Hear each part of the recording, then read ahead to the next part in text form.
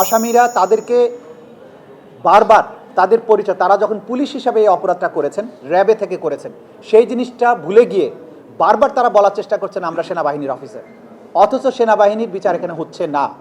আমরা এই মেসেজটি দিতে চাই যে বাংলাদেশে যারা গণহত্যা চালিয়েছিল, নিরস্ত্র নিরীহ মানুষের উপরে যে হত্যাযজ্ঞ যারা চালিয়েছিল, রাষ্ট্রের সর্বশক্তি নিয়োগ করে রাষ্ট্রের সবচাইতে যে সফিস্টিকেটেড মারণাস্ত্র সেই রাইফেলগুলো ব্যবহার করা হয়েছিল, এবং এখানে প্রত্যেকটি আহত নিহতের শরীর থেকে আমরা যেটা দেখেছি যে প্রত্যেকেই অত্যাধুনিক মারণাস্ত্রের আঘাতে নিহত হয়েছিলেন, এবং সেখানে কোনো রকমের হুমকি তৈরি করা হয়নি। এই যারা তাদেরকে গুলি করেছিল তাদের উপরে কোনো হুমকি এই ছাত্র জনতা তৈরি করেনি, যদিও তারা একটা প্লি নেওয়ার চেষ্টা করেছিল যে টেলিভিশন ভবনকে রক্ষা করার জন্য তারা গিয়েছিলেন, কিন্তু যে সময়ে এই হত্যাকাণ্ডগুলো পরিচালিত হয়েছে ছাত্র জনতা সবগুলোই টেলিভিশন সেন্টার থেকে অনেক দূরে অবস্থান করছিলেন, তাদের হাতে কোনো ধরনের অস্ত্র ছিল না, তারা কোনো রকম হুমকি তৈরি করেনি। কিন্তু যে বাহিনীর যে আসামি যারা, তাদেরকে ট্রেন আপ করা হয়েছিল বাংলাদেশের সীমান্ত রক্ষা করার জন্য, কিন্তু তারা সেই ট্রেনিং এবং শক্তি আমাদের সন্তানদের উপরে, জাতির সবচেয়ে মেধাবী সন্তান যারা দেশকে ভালোবেসেছিলেন সেই সব ছাত্র জনতার উপরে তারা এটা প্রয়োগ করেছিলেন। এই দায় আসামিদের ব্যক্তিগত দায়। আমরা আবারও বারবার বলার চেষ্টা করেছি যে বাহিনী হিসেবে বিজিবিকে কিন্তু আমরা আসামি শ্রেণীভুক্ত এখানে করিনি। বিজিবির অসংখ্য সৈনিক সারা বাংলাদেশে দায়িত্ব পালন করেছেন, কিন্তু সেখানে কিন্তু এইভাবে মানুষ হত্যার ঘটনা ঘটেনি। স্পেসিফিক্যালি এই দুজন আসামি অতি উৎসাহী হয়ে তারা কমান্ডিং পজিশনে থেকে এই দুটো দিন তাদের নেতৃত্বে রামপুরা এবং বনশ্রী এলাকায় হত্যাযজ্ঞ চলেছে। সে কারণে সমস্ত সাক্ষ্য প্রমাণ বিশ্লেষণ করে আদালত তাদের বিরুদ্ধে আনুষ্ঠানিক অভিযোগ আজকে গঠন করেছেন। ইনশাআল্লাহ 20শে জানুয়ারি থেকে তাদের বিরুদ্ধে সাক্ষ্য গ্রহণ শুরু হবে, এবং সাক্ষ্য প্রদানের মাধ্যমে আমরা বারবার যেটা বলছি, অকাট্য প্রমাণাদি ক্রিস্টাল ক্লিয়ার এভিডেন্স উপস্থাপনের মাধ্যমে আসামিদের যে সম্পৃক্ততা সেটা আমরা আদালতে প্রমাণ করব। ভরসা পেতে নিজেকে হতে হয় পাতের মতো দৃঢ়, ঠিক যেমনটা জেরুসালেম। যাত্রাবাড়িতে ব্যাপক হত্যাযজ্ঞ হয়েছে, ম্যাসাকার হয়েছে, সেগুলোর ব্যাপারে তদন্ত চলমান আছে। আলাদাভাবে শহীদ ইমাম হোসেন তাইম, যাকে আপনারা টেলিভিশনের মাধ্যমে সাংবাদিকদের কল্যাণে আপনারা সবাই জানেন, দেখেছেন, যে তাকে প্রথমে গুলি করার পরে আহত হওয়ার পরে তাকে তার সহকর্মীরা সহযোদ্ধারা সরিয়ে নেওয়ার চেষ্টা করেছিলেন। তাকে যখন সরিয়ে নেওয়া হচ্ছিল আহত অবস্থায়, তার আর সহযোদ্ধা তাকে দুহাত ধরে টেনে টেনে পিছনের দিকে নিয়ে যাচ্ছিলেন। সেই সময়ে খুব ঠান্ডা মাথায় কাছে থেকে এসে পরপর কয়েক রাউন্ড গুলি করে তাকে হত্যা করা হয়, এবং হত্যার পরেও তার এই লাশের উপরে বর্বরতা চালানো হয়েছিল। এই বর্বরতা যারা চালিয়েছিলেন সেরকম 11 জনের বিরুদ্ধে তদন্ত সংস্থা তদন্ত অন্তে রিপোর্ট দাখিল করেছেন, এবং সেটা বিশ্লেষণ করে আন্তর্জাতিক অপরাধ ট্রাইব্যুনালের প্রসিকিউশনের পক্ষ থেকে আনুষ্ঠানিক অভিযোগ ফর্মাল চার্জ আজকে আন্তর্জাতিক অপরাধ ট্রাইব্যুনাল 2-এ দাখিল করা হয়েছে। এই ব্যাপারে শুনানি অন্তে পরবর্তী সময়ে প্রয়োজনীয় আদেশ হয়তো আদালত দেবেন। দেখুন, আমরা যেটা বারবার বলার চেষ্টা করেছি, অবশ্যই আদালতের ডেকোরাম মেনটেন করতে হবে, পরিবেশ রক্ষা করতে হবে। আসামি পক্ষের আইনজীবী ক্লেইম করার চেষ্টা করেছিলেন যে তিনি একজন সিনিয়র আইনজীবী, অথচ আমরা তার রেকর্ড ঘেটে দেখলাম তিনি 2025 সালে বাংলাদেশ সুপ্রিম কোর্টের হাইকোর্ট বিভাগের আইনজীবী হয়েছেন, অথচ তিনি দাবি করছেন তিনি একজন সিনিয়র আইনজীবী, তাকে রেসপেক্ট করতে হবে। দ্বিতীয় যে কাজটা হয়েছে, bar council order, Bangladesh legal practitioners and bar council order 1972 বলে একটা আইন আছে, যেটার মাধ্যমে আইনজীবীদের শৃঙ্খলা রক্ষা করা হয়। সেখানে আর্টিকেল 26-এ খুব ক্লিয়ারলি বলা হয়েছে attorney general, chief prosecutor attorney জেনারেলের পদ ধারণ করেন, তাকে সেই পদমর্যাদা দেওয়া হয়েছে। অ্যাটর্নি জেনারেল যখন কোনো আদালতে শুনানির জন্য দাঁড়াবেন, তখন কোনো আইনজীবী আর দাঁড়াতে পারবেন না, তিনি তার প্রি অডিয়েন্স রাইট আছে। অর্থাৎ আমি যখন কোর্টে আর্গুমেন্টের জন্য দাঁড়াবো, সে অন্য পক্ষের যত আইনজীবী থাকুক, সিনিয়র হোক জুনিয়র হোক, আমি দাঁড়ানো থাকা অবস্থায় কোনো আইনজীবী কথা বলতে পারবেন না, এটা হচ্ছে আইন। আমি বসে গেলে তখন তারা তাদের আর্গুমেন্ট করতে পারবে, কিন্তু তারা সেই ডিসেন্সিটা রক্ষা করেননি। উল্টো মিডিয়ার সামনে অভিযোগ করেছেন তিনি সিনিয়র আইনজীবী, তাকে মর্যাদা দেওয়া হয়নি। এটা হচ্ছে এক ধরনের হাইপ তৈরি করে বিচারের দৃষ্টিটা অন্যদিকে সরানোর চেষ্টা। কারণ হচ্ছে যে সেন্সিটিভিটি এই বিচার নিয়ে আছে, বাংলাদেশে হাজার হাজার মানুষকে গুম করা হয়েছে, তাদের মধ্যে শত শত মানুষকে গুমপূর্বক হত্যা করে তাদের লাশ বিভিন্ন নদী নালা খাল বিল সাগরে জঙ্গলে ফেলে দেওয়া হয়েছে।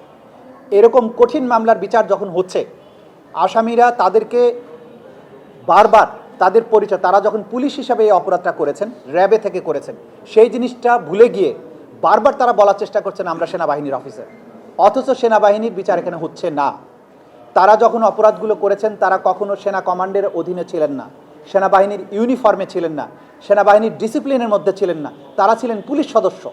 অথচ এই সেনা পরিচয়কে বাইরে ব্যবহার করার মাধ্যমে তারা এই মামলাটাকে সেন্সিটাইজ করার চেষ্টা করেছেন। এটা অসৎ উদ্দেশ্যে তারা করছেন আসামি পক্ষের এই আইনজীবীরা।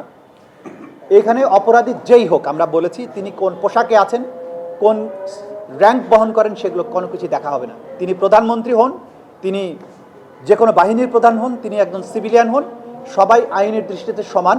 তাদের অপরাধের গুরুত্ব বিবেচনায় আইন অনুযায়ী যদি সাক্ষ্য প্রমাণে তাদের অপরাধ প্রমাণিত হয় তারা শাস্তি প্রাপ্য হবে। সুতরাং বিচারকে বিচারের মতো চলতে দিতে হবে। অন্য আসামির বিচার যেভাবে চলে, এই গুমের মামলার যারা আসামি তাদের বিচারও একইভাবে চলবে। আইনের দৃষ্টিতে প্রত্যেক নাগরিক সমান।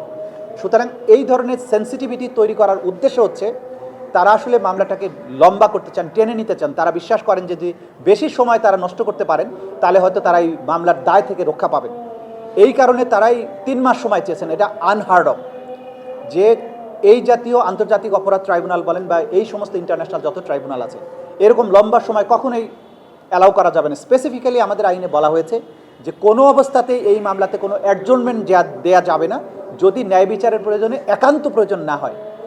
এখানে আইনে সুনির্দিষ্ট করে দেওয়া হয়েছে বিচারের যখন শুরু হবে তারপরে 3 সপ্তাহের প্রস্তুতির সময় দিতে হবে কমপক্ষে। সেখানে তারা 7 সপ্তাহ সময় এনজয় করেছেন। তার আগের 1 মাস 4 সপ্তাহ এবং যেদিন ডেট দেওয়া হয়েছিল তার থেকে পরবর্তী 3 সপ্তাহ। তা সত্ত্বেও তারা এই সময়ের জন্য আননেসেসারি ক্যাওস তৈরি করে, কোর্টের মধ্যে সিচুয়েশন তৈরি করে তারা মিডিয়াতে আসতে চান। তারা এটাকে নিয়ে হাইলাইটেড করতে চান। চিফ প্রসিকিউটর প্রসিকিউশনের সমালোচনার মাধ্যমে বিচারটাকে প্রশ্নবিদ্ধ করার চেষ্টা করেন। সব কিছুই অসৎ উদ্দেশ্যে তারা করেছেন। আমরা আপনাদেরকে আইনের বিধানটা বলে দিলাম যে আইন অনুযায়ী 3 সপ্তাহ সময় তারা পাবেন, তার আগে সময় তাদেরকে দেওয়া হয়েছে। কোনো অ্যাডজর্নমেন্ট এই মামলাতে বিধানই নাই। সুতরাং আইন অনুযায়ী বিচারটা হতে হবে এবং ডিসেন্সির প্রশ্নে তাদের ডিফেন্স সাইডের যে লয়ার, তিনি বিশেষ একজন লয়ার, তিনি কথা বলেছেন, তিনি আইন না জেনে কথা বলেছেন, তিনি আইন লঙ্ঘন করে কথা বলেছেন। আমরা তাড়াহুড়া যে করছি না সেটার দৃষ্টান্ত আপনারা জানেন যে 3 সপ্তাহ সময় পাবার কথা, সেখানে 7 সপ্তাহ দেওয়ার পরেও তারা যদি বলেন যে তাড়াহুড়া করছি, এটা মিথ্যা অভিযোগ। এই ট্রাইব্যুনাল উইদাউট অ্যাডজর্নমেন্ট চলবে। প্রস্তুতির জন্য আপনি কমপক্ষে 3 সপ্তাহ পাবেন, আপনাকে 7 সপ্তাহ দেওয়া হয়েছে। যখন সপ্তাহ বেঁধে দেওয়া হয় তখন এটা মিন করা হয় যে এখানে সপ্তাহ ভিত্তিকই চিন্তা করতে হবে, মাস তো বলেনি যে 3 মাসের সময় দেওয়া হবে। এই 3 সপ্তাহ সময়ের কথা বলার অর্থই হচ্ছে আইন প্রণেতারা মনে করেছেন যে এই মামলার বিচার অ্যাডজর্নমেন্ট হলেও সপ্তাহ বেশি হবে না। আইনের উদ্দেশ্যটা অত্যন্ত পরিষ্কার, কন্টিনিউয়াসলি ট্রায়াল চলবে, বিচার শেষ হতে হবে। এবং কেন শেষ হতে হবে?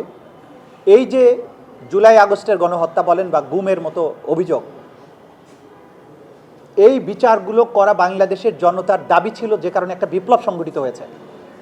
এই বিপ্লবের যে ডিমান্ড, এই রাষ্ট্র, এই সরকার এখন একটা বিশেষ পরিস্থিতিতে দায়িত্ব নিয়েছে। তাদের উপরে একটা প্রধান দায়িত্ব হচ্ছে বিচার করা। বিচার মানে বিচারের মতো করেই করা। সেখানে আইন যেখানে খুবই ক্যাটাগরিক্যালি বলেছে যে এই নির্দিষ্ট সময়ের মধ্য দিয়ে বিচার করতে হবে, সেই সময়ের বাইরে যাওয়ার সুযোগ তো নেই। সেখানেও সর্বোচ্চ সুবিধা ডিফেন্সকে দেওয়া হয়েছে। 3 সপ্তাহের জায়গায় 7 সপ্তাহ, 8 সপ্তাহ। এখন তো তারা 8 সপ্তাহ সময় এনজয় করছেন। এরপরে আমরা তাড়াহুড়া করছি, এই অভিযোগ শুধু মিথ্যাই নয়, এটা বিশেষ উদ্দেশ্য প্রণোদিত, যাতে বিচারটা আমরা করতে না পারি। আমরা ডিফেন্সের যে ধরনের রাইটস আইন অনুযায়ী আছে সবই তারা এনজয় করছেন। তারা যদি আইনের বাইরে কোনো কিছু চান এবং সেটা যদি না পান, তখন যদি প্রশ্ন তোলেন, তখন তাদের উদ্দেশ্য নিয়েই আমরা প্রশ্ন তুলব। ট্রাইব্যুনালে গুম হয়ে যাওয়া মানুষের সংখ্যা অন্তত 1000-এর উপরে এবং নিহত হওয়া মানুষের সংখ্যা, আমরা প্রথম যে তদন্ত রিপোর্টটা এসছে সেখানে অন্তত 200 মানুষের বা শতাধিক মানুষের গুমপূর্বক হত্যা করে লাশ গুম করে দেওয়ার অভিযোগ, সেটা ইতিমধ্যে বিচার শুরু হয়েছে, যেটা ফর্মাল চার্জ দাখিল হয়েছে, চার্জ গঠনের জন্য সামনে আছে। আরও 500 থেকে 1000 যাদেরকে হত্যা করা হয়েছে এরকম বিষয়ের তথ্যাদি তদন্ত সংস্থার কাছে আছে, যেগুলোর তদন্ত চলমান আছে। সুতরাং আমরা যা কিছু বলছি প্রত্যেকটাই এভিডেন্স নির্ভর এবং যখন আমরা এগুলো রিপোর্টগুলো সব কিছু আসবে তখন আমরা এক এক করে দেখাবো।